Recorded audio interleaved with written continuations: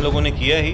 बगहा से पटना बिहार में इकलौता जगह है जहाँ से जनता की मांग है बगहा जिला कब तक घोषित होगा। होती रहती है बहु बेटियों पर, जो कि दान दहेज को लेकर। हाल ही में आप सुने होंगे बनकटवा में एक दहेज को लेकर बेटी की हत्या की। शिक्षा व्यवस्था को लेकर पहले से सुधार हुआ है या नहीं, इस पे आप क्या राय दी। जो युवा बेरोजगार है उसके बारे में क्या कहना। लोकसभा के चुनाव को लेकर आप क्या कहना चाहेंगे, किस किस सरकार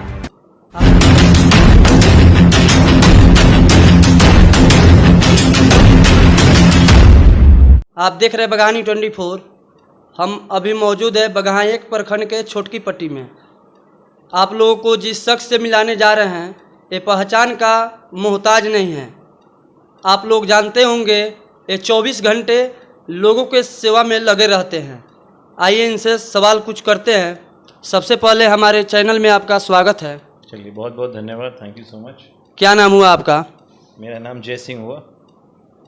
जो बगहा से पटना के लिए ट्रेन चलने के लिए आप जो पदयात्रा शुरू किए थे उसका क्या हुआ। नहीं, पदयात्रा तो हम लोगों ने किया ही।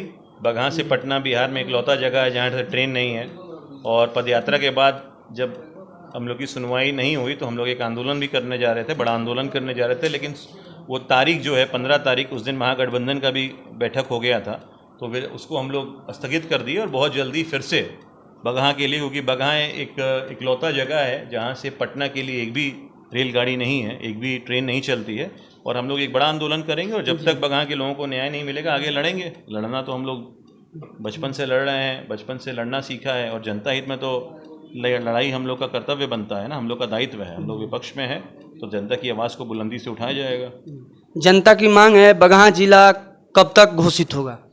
नहीं, बगहा जिला देखिए, आज से लगभग 5-6 महीने पहले तेजस्वी यादव जी आए थे और हमने बहुत स्पष्ट रूप से वहाँ बाकायदा काफ़ी प्रतिनिधि लोग बैठे थे और हमने कहा कि अगर आप कुछ कर सकते हैं तो बगहा को जिला बना दिया जाए। बगहा वासी आपको मतलब जीवन भर आपके आभार रहेंगे। और आपके पूज्य पिताजी आदरणीय श्री लालू जी ने ही बगहा को पुलिस जिला बनाया था, तो आप भी वैसा ही करने का काम किया जाए। और उन्होंने ये मुझे आश्वासित किया कि जयेश, हम लोग इस पे पहल कर रहे हैं और बहुत जल्दी ऐसा होगा। आगे भी हम लोग आवाज़ उठाएंगे जब जब मौका मिलेगा, क्योंकि जिला बनने से हज़ारों युवाओं को हमारे बगहा के विकास में बहुत बढ़ोतरी होगी। डीएम साहब बैठना शुरू कर देंगे, अधिकारियों का ऑफिस हो जाएगा, आम लोगों को बेतिया नहीं जाना पड़ेगा। कई सारे कॉलेजेस खुल जाएंगे, मेडिकल कॉलेजेस खुल जाएंगे, इंजीनियरिंग कॉलेज हो जाएगा, डिफ़ॉल्ट बैंक्स आ जाएगी। तो बहुत विकास होता है जिला बनने से। तो हम सबका सपना है कि बगहा को जिला बनाया जाए और उसके लिए हम लोग आवाज़ निरंतर उठाते रहेंगे। आजकल आए दिन रोज घटना होती रहती है बहु बेटियों पर, जो कि दान दहेज को लेकर। हाल ही में आप सुने होंगे बनकटवा में एक दहेज को लेकर बेटी की हत्या कर दी गई। इस पे आप क्या कहना चाहेंगे। नहीं, ये तो बहुत शर्मनाक घटना हुई है बनकटवा में। और हम तो कल उस परिवार से मिलने गए हुए थे बेटी के शास्त्री नगर। वो दहेज को लेकर नहीं, उसमें बहुत सारा मामला है, उसमें जांच चल रही है। इस मामले को लेकर हम उनके पिताजी से मिले, उनकी माँ जी से मिले, नेहा कुमारी के, और हमने उनके भाई से भी मिलने का काम किया। बहुत शर्मनाक घटना है। जिस हैवानियत से उस बच्ची को मारा गया, कम से कम ये भी नहीं सोचा गया कि उस बच्ची की 2 बेटियां, जुड़वा बेटियां हैं 5 महीने की। तो हम ये बात वहाँ संकल्प करके आए हैं कि इस मामले को हम छोड़ने वाले नहीं हैं। एसपी साहब खुद स्थल पर गए थे। कल हमने थाना प्रभारी साहब से बात किया, सर्कल इंस्पेक्टर साहब से बात किया, हमने डीआईजी को सूचित किया। डीआईजी सर ने आश्वासित किया है कि हर हाल में इसमें कार्रवाई होगी। और उस परिवार ने कुछ मांगे रखी है हमारे सामने। हमने बोला है 4 से 5 दिन के अंदर हम भी वो भी मांग पूर्ण करेंगे। लेकिन शर्मनाक घटना है, बगहा के ऊपर कलंकित घटना है और ये सबको सोचने की ज़रूरत है। उन खासकर माता पिताओं से अनुरोध करूंगा जो अपनी बेटी की ब्याह शादी दूसरे परिवार में करते हैं। उनकी बेटी कुछ बताना चाह रही थी इस परिवार को, कई दिनों से फ़ोन कर रहे थे। कहीं ना कहीं समाज के डर से या क्यों ससुराल में जाएं, इन्होंने उनको अनदेखा किया। और उनके पास फ़ोन रिकॉर्ड्स है, उनकी माँ बताई, उनके पिताजी बताए कि वो कुछ बताना चाह रही थी। क्या बताना चाह रही थी, शायद आज वो बात सुन ली होती तो आज ये घटना नहीं घटी होती।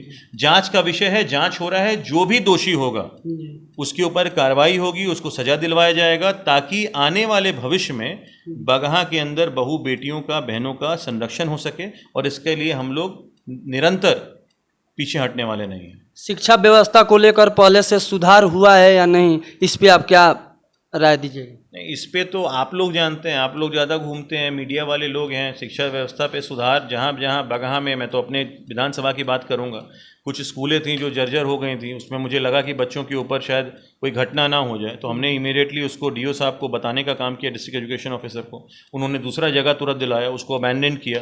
कई ऐसे जगह है जहाँ पे टीचर्स की कमी है, उस पर हमने मांग किया है कि भाई 400-500 बच्चे हैं, 2-3 टीचर है, बढ़ाने की बात किया जाए। कमियाँ तो हर जगह कहीं ना कहीं आपको दिखेंगी, पहल आपको करना है। हम लोग का कर्तव्य है, जहाँ कमियाँ हैं उसको पहल करेंगे, हम लोग पहल कर रहे हैं। और आपको भी कोई कमी लगे स्कूल के अंदर तो हमको बताइए, हम उस पर पहल करेंगे।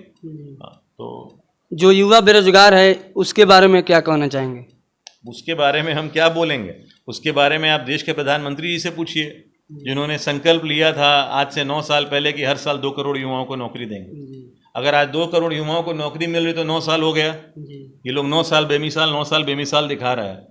9 साल में क्या काम हुआ ये लोग बता दे, जरा डिबेट कर ले मेरे साथ आकर। 9 साल में क्या किया है? 9 साल में ये किया है कि युवा दर दर भटक रहा है, युवा मजबूर हो गया है चोरी चपाटी करने में, हत्या करने में, डकैती करने में। 15 साल से 24 साल के लड़कियों का सबसे ज़्यादा FIR आप जाकर देखिएगा, सब घटनाओं में वही लोग इन्वॉल्व हो रहे हैं।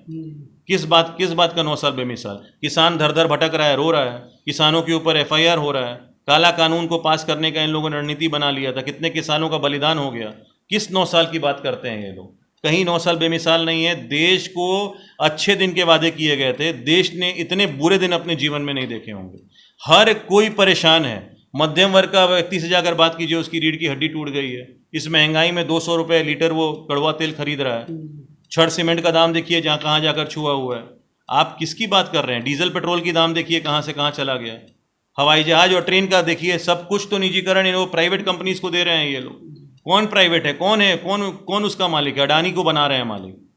कितना लाख करोड़ लेके भी फरार होने वाले थे।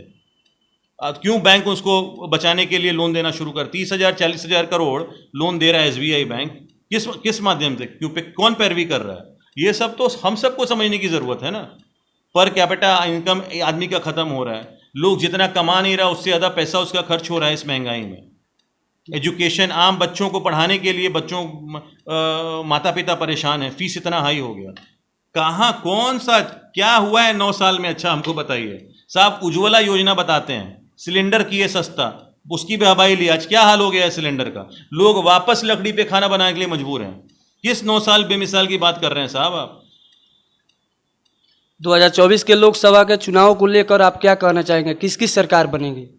साहब आप तो हमको मतलब हम कौन होते हैं बताने वाले कि हम कोई जादू मंत्र जादूगर, तो मतलब वो क्या कहते हैं, और वो भविष्यवाणी थोड़े करेंगे कि किसकी सरकार बनेगी। लेकिन एक बात मान के चलिए कि 2024 में जो लोकसभा चुनाव होने वाला है उसमें आपने देखा कर्नाटका में क्या हुआ। कर्नाटका के अंदर बीजेपी वालों को वहाँ की जनता ने जो जवाब दिया वो अभी तक उनको हजम नहीं हो रहा।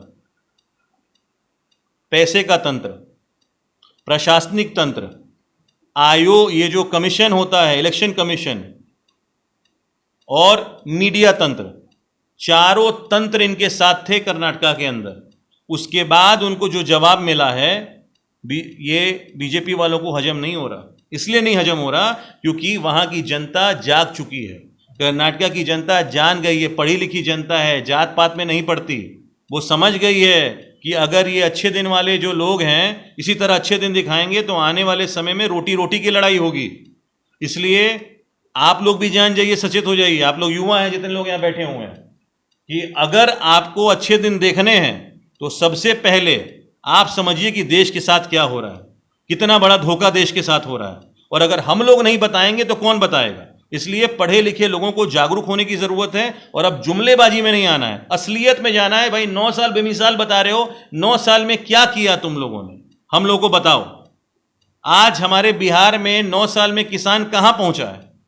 9 साल में जिस नौकरी की बात कही थी आपने कि 2 करोड़ युवाओं को नौकरी देंगे, कहां गया वो नौकरी? तो इसलिए आने वाला समय महागठबंधन मजबूती के साथ धरातल पर जनता हित में लड़ेगा और जनता हित में आवाज उठाई जाएगी और आने वाला समय महागठबंधन का ही होगा, ये निश्चिंत रहिए। यही हम विदा लेते हैं और अगले वीडियो में फिर से मिलेंगे। तब तक के लिए आपका हमारा प्रयास कैसा लगा आप कमेंट बॉक्स में अपना राय जरूर दीजिएगा। मैं क्षितिज राज, कैमरामैन धीरज गुप्ता के साथ। जय हिंद, जय भारत।